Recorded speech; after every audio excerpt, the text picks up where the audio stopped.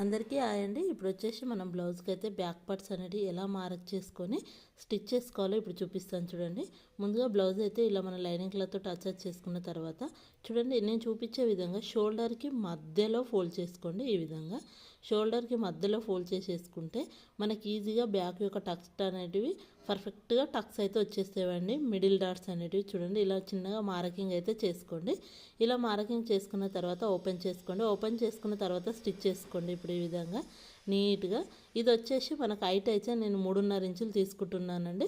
మనం ఇలా మార్క్ చేసుకున్నప్పుడు మనకు ఇటు హాఫ్ ఇంచు ఉండేలాగా చూసుకొని డాట్ అయితే వేసుకోవాలండి.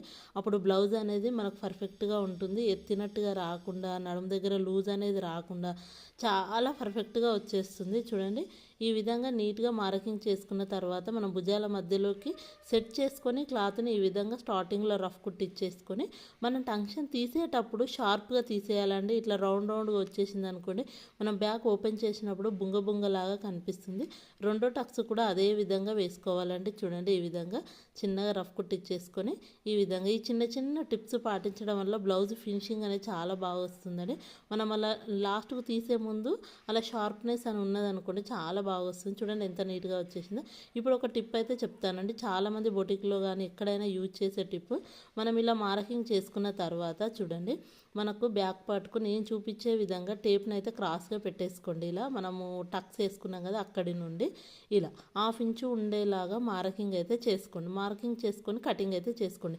ఇలా చేయడం వలన బ్యాక్ పార్ట్ అనేది మనకు బ్యాకులా మనకు హ్యాండ్స్ దగ్గర ముడతలు అనేది రాకుండా, బ్లౌజ్ అనేది ఎత్తినట్టుగా రాకుండా చాలా పర్ఫెక్ట్గా ఉంటుందండి. చూడండి, ఈ చిన్న పీస్ కట్ చేయడం వలన.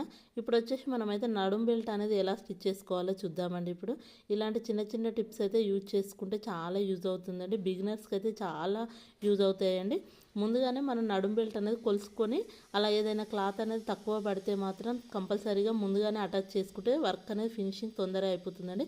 ఇప్పుడు బ్యాక్ యొక్క టక్స్ ఉన్నాయి కదా, అవి రెండు ఎదురుగానైనా ఉండాలి, రెండు ఆపోజిట్గానైనా ఉండాలండి. మనం ముందుగా వేసుకునే టక్స్ దగ్గర ఈ విధంగా చిన్న కుచ్చులాగా పెట్టేసుకోండి. ఈ కుచ్చు అనేది ఎందుకోసము అంటే చెప్తాను ఇప్పుడు నేను. ఇప్పుడు వచ్చేసి ఇంకొక టక్స్ వస్తుంది కదా, అది కూడా మనకు ఆపోజిట్లోనే ఉండాలండి.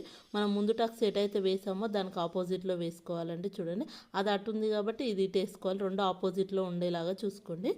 ఈ చిన్న ప్రిల్ పెట్టడం వల్ల మనం ఎమ్మింగ్ చేసేటప్పుడు నడుము దగ్గర లాగినట్టుగా రాదండి. పట్టీ అనేది లాగినట్టుగా రాకుండా చాలా నీట్గా వస్తుంది ఎమ్మింగ్ చేసుకునేటప్పుడు. ఇలా నడుము బెల్ట్ స్టిచ్ వేసుకున్న తర్వాత దానిపైనుంచి కొంచెం పెద్ద కుట్ట అనేది పెట్టుకొని కార్నర్కు ఒక స్టిచ్ వేసుకోండి.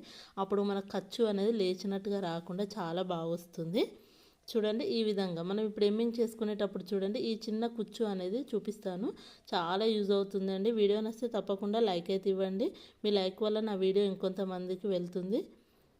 చూడండి, ఇలా ఎమ్మింగ్ చేసుకునేటప్పుడు పట్టినట్టుగా రాకుండా నీట్గా వచ్చేస్తుంది. చూడండి ఎంత బాగా వచ్చేస్తుందో. ఇలా చిన్న టిప్స్ అయితే యూజ్ చేసుకుంటూ బ్లౌజ్ అయితే స్టిచ్ చేసుకుంటే చాలా బాగా కుదురుతుందండి బ్లౌజ్ అయితే. చూడండి, ఈ విధంగా. నా వీడియో నచ్చితే తప్పకుండా like, share and subscribe. Thank you for watching.